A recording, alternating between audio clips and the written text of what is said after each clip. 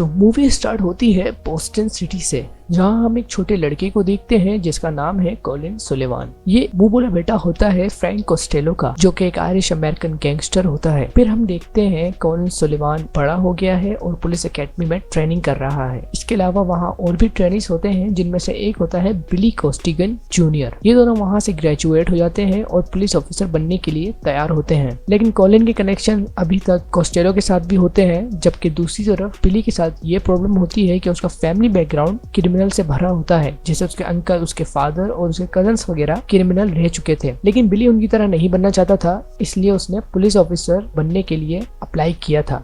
Why are you pretending to be a cop? फिर हम देखते हैं सार्जेंट डिग्नम को, जो उसकी फैमिली बैकग्राउंड को याद दिलाकर उसे डिग्रेड करते हैं। और ऑफिस में दूसरी तरफ कॉलिन को SIU में बहुत अच्छी तरह वेलकम किया जाता है और उसके डिपार्ट को ये मिशन दिया जाता है कि वो फ्रैंक पे नजर रखे और उसके क्राइम्स को इन्वेस्टिगेट करे। कॉलिन एक इन्वेस्टिगेटर बन जाता है और दूसरी तरफ बिली को और भी मुश्किल काम दिया जाता है, जो कि एक अंडरकवर पुलिसमैन बनकर काम करना होता है, जिसका फैमिली बैकग्राउंड ऑलरेडी क्रिमिनल से भरा हुआ है। इसीलिए वो उसे फेक क्राइम चार्जेस लगाकर जेल में भेज देते हैं, ताकि बिली एक असली क्रिमिनल लग सके, जिसका काम ये होता है कि वो फ्रैंक की गैंग में शामिल हो और उसे पकड़वा सके। जैसे ही बिली जेल से छूटता है, वो अपने कजन से मिलने जाता है, जो कि एक ड्रग डीलर होता है। बिली उसके साथ मिलकर बोस्टन में ड्रग सप्लाई करने लग जाता है और जिस एरिया में वो ड्रग सप्लाई करता है वो फ्रैंक कोस्टेलो का एरिया होता है। जबकि कॉलिन इन्वेस्टिगेशन कर रहा होता है कुछ चोरी हुए माइक्रोचिप्स पर, जो कि फ्रैंक कोस्टेलो ने ही चोरी किए होते हैं और वो किसी को बेचना चाहता है। फिर हम देखते हैं कि ऑफिस में कॉलिन एक लड़की से मिलता है जिसका नाम होता है मैडलिन। उनके बीच कुछ रोमांटिक बातें भी होती हैं और वो दोनों दोस्त बन जाते हैं। मैडलिन एक पुलिस साइकोलॉजिस्ट होती है। फिर हम देखते हैं कि बिली एक बार में बैठा होता है और वहाँ फ्रैंक उससे मिलने आता है। फ्रैंक उसे थोड़ा टॉर्चर भी करता है और उससे पूछता है कि क्या तुम अब भी एक पुलिस वाले हो। बिली सिचुएशन को मैनेज करते हुए उसे यकीन दिलाता है कि वो पुलिस वाला नहीं है। फ्रैंक उसे छोड़ देता है और उसे अपने साथ गैंग में भी शामिल कर लेता है। फिर बिली पता कर लेता है कि जो माइक्रोचिप्स फ्रैंक ने चोरी किए थे वो अब चाइना को सेल करने वाला है। वहीं कॉलिन भी माइक्रोचिप्स की इन्वेस्टिगेशन कर रहा होता है, इसलिए वो अपना ही एक पर्सनल ग्रुप बना लेता है SIU में। उसके बाद हम देखते हैं कि बिली अपने पुलिस साइकेट्रिस्ट सेशन लेता है मैडलिन के ऑफिस में जाकर, और वहाँ उन दोनों के बीच काफी बहस हो जाती है। बट लास्ट में वो मैडलिन से उसके साथ कॉफी पीने के लिए भी पूछता है और दोनों चले जाते हैं। फिर बाद में बिली रास्ते में सार्जेंट डिग्नम से और सार्जेंट क्वीनन से मिलता है, जिन्होंने उसे अंडरकवर पुलिस ऑफिसर बनाया था। तभी वो उन्हें बताता है कि हमारे SIU डिपार्ट में फ्रैंक कोस्टेलो का कोई बंदा मौजूद है जो उसे सारी खबरें पहुंचाता है। फिर हमें कॉलिन का सीन दिखाया जाता है, जहां SIU का पूरा डिपार्ट स्पेशल ऑपरेशन शुरू करते हैं कोस्टेलो को पकड़ने का, क्योंकि उन्हें पता चल जाता है कि वो माइक्रोचिप सेल करने जा रहा है। इस ऑपरेशन में कॉलिन की टीम और क्वीनन की टीम साथ होते हैं, जो अपने अंडरकवर पुलिसमैन बिली के जरिए ऑपरेशन पे नजर रखते हैं। लेकिन कॉलिन फौरन फ्रैंक कोस्टेलो को कॉल करके सब बता देता है कि पूरा SIU डिपार्टमेंट तुम्हारी माइक्रोचिप सेलिंग पे नजर रखा हुआ है, इसलिए अपने पूरे गैंग के मोबाइल ऑफ करवा दो। फिर हम देखते हैं कि सिर्फ यही नहीं बल्कि FBI भी इस ऑपरेशन में शामिल थी, जो उन सब पे नजर रख रही थी। FBI को किसने इन्फॉर्म किया था ये किसी को नहीं पता था, और जो कैमरास उन्होंने वहाँ लगाए हुए थे उसके फुटेज भी इतने क्लीन नहीं थे, किसी के चेहरे भी नजर नहीं आ रहे थे। लेकिन बिली वहाँ मौजूद था। वो कॉल तो नहीं कर सकता था, लेकिन उसने चुपके से क्वीनन को मैसेज करके बता दिया कि वहाँ माइक्रोचिप्स के खरीदने वाले आए हुए हैं। लेकिन फिर भी फ्रैंक सक्सेसफुली माइक्रोचिप सेल कर देता है बिना किसी रुकावट के। और अब कॉलिन और बिली दोनों को यकीन हो जाता है कि SIU में फ्रैंक का खबरी है और फ्रैंक की गैंग में क्वीनन का खबरी है, लेकिन किसी को ये नहीं पता था कि आखिर वो है कौन। फिर अगले सीन में बिली एक बंदे को बीट करता है और उसे पता लगता है कि कोस्टेलो FBI का खबरी है, इसलिए वो कभी पकड़ा नहीं गया, बल्कि कोस्टेलो खुद FBI को क्रिमिनल की इंफॉर्मेशन देता है, तभी वो उसे जेल में नहीं डालते। और इसी वजह से FBI के पास सारे ऑपरेशंस की खबर रहती थी। बिली फौरन ये सब बातें क्वीनन को बता देता है। उसके बाद अगले सीन में हम देखते हैं कि मिस्टर फ्रेंच, जो कोस्टेलो का राइट हैंड होता है, वो बिली और बाकी गैंग मेंबर्स को कहता है कि वो सब अपने असली नाम, social security number, bank account number और लाइसेंस नंबर लिखकर एक एनवलप में डालकर दे दें। कॉलिन का काम होता है कि वो फ्रैंक की गैंग में क्वीनन का जो खबरी है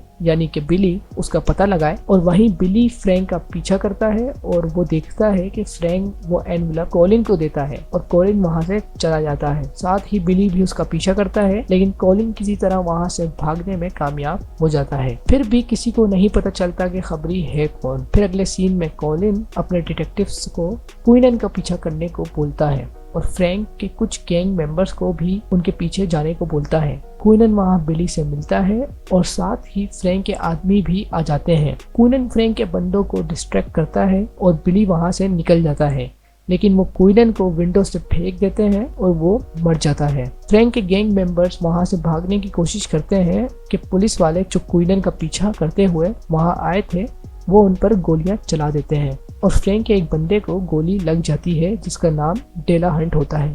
क्विनन की डेथ के बाद उसके सारे जमा किए हुए एविडेंस और उसके सेल फोन भी अब कॉलिन के अंडर आ जाता है, तो वो बिली को कॉल करके उसे वापस आने के लिए कहता है, लेकिन बिली कॉल डिस्कनेक्ट कर देता है। फिर कॉलिन क्विनन की डायरी पढ़ता है और वहाँ उसे पता चलता है कि कोस्टेलो FBI का खबरी है, जो कि बाद में न्यूज देखकर उसे पूरा यकीन हो जाता है। न्यूज में पता चलता है कि डेला हंट जिसे गोली लगी थी वो FBI का एजेंट है। उसके बाद हम देखते हैं कि SIU पुलिस फ्रैंक कोस्टेलो का पीछा करती है बिली के जरिए। फ्रैंक वहाँ कुछ ड्रग डीलिंग कर रहा होता है और पुलिस उस पर अटैक कर देती है। कॉलिन वहीं फ्रैंक से पूछता है कि क्या तुम FBI की खबरी हो, जिस पर कोस्टेलो हाँ कहता है और कॉलिन उसका एनकाउंटर कर देता है। अब कॉलिन पूरे ऑफिस में हीरो बन जाता है क्योंकि उसने फ्रैंक कोस्टेलो को मार दिया। अब वहीं ऑफिस में बिली भी होता है क्योंकि उसका काम खत्म हो गया, अब कोस्टेलो भी मर गया, इसलिए वो अपनी कोस्टेलो गैंग मेंबर की आइडेंटिटी खत्म करके अंडरकवर कॉप की आइडेंटिटी लेने आया था। लेकिन वो देखता है कि वही एनवेलप जो फ्रैंक ने कॉलिन को दिया था वो पड़ा हुआ है और एनवेलप कॉलिन की डेस्क पर होता है।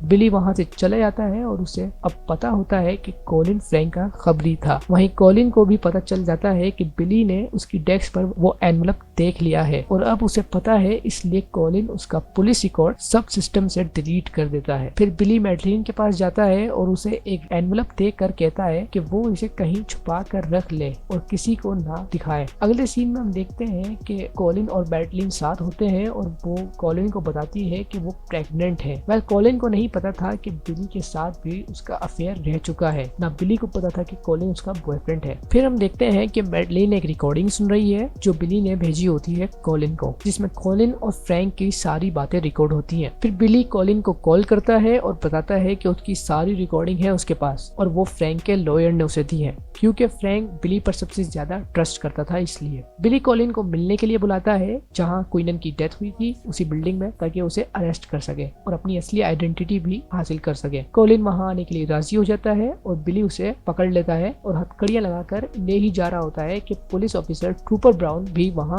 आ जाता है। वो बिली को गन छोड़ने के लिए कहता है, लेकिन बिली उसे बताता है कि कॉलिन फ्रैंक का खबरी था। बिली कॉलिन को एलिवेटर से नीचे ले ही जा रहा होता है। एलिवेटर का गेट खुलते ही ट्रूपर बेरिगेन वहां आ जाता है और वो बिली को शूट कर देता है और बिली वहीं मर जाता है। और फिर ट्रूपर ब्राउन नीचे आता है और वो उसे भी शूट कर देता है। फिर पता चलता है कि ट्रूपर बेरिगेन भी कोस्टेलो का खबरी था, लेकिन फिर कॉलिन बेरिगेन को शूट कर देता है। और फिर हम देखते हैं कि बिली का फ्यूनरल होता है और बेरिगेन को बिली और ब्राउन का मर्डरर खिलाया जाता है। बिली के फ्यूनरल के बाद कॉलिन घर जाकर सार्जेंट डिग्नम को ढूंढता है और वहां सार्जेंट डिग्नम आ जाता है, जो कैप्टन क्विनन और बिली का बदला लेते हुए कॉलिन को शूट कर देते हैं और वो वहीं मर जाता है। तो दोस्तों यहाँ कहानी खत्म हो जाती है, लेकिन हमें ये नहीं पता चलता कि क्या सार्जेंट डिग्नम भी कोस्टेलो का खबरी था या फिर वो कैप्टन क्विनन और बिली की डेथ का बदला ले रहे थे। तो आप मुझे कमेंट करके बताएं कि क्या सार्जेंट डिग्नम खबरी था या फिर वो बिली और क्विनन की डेथ का बदला ले रहा था। हम अगली वीडियो में मिलते हैं। Thanks for watching.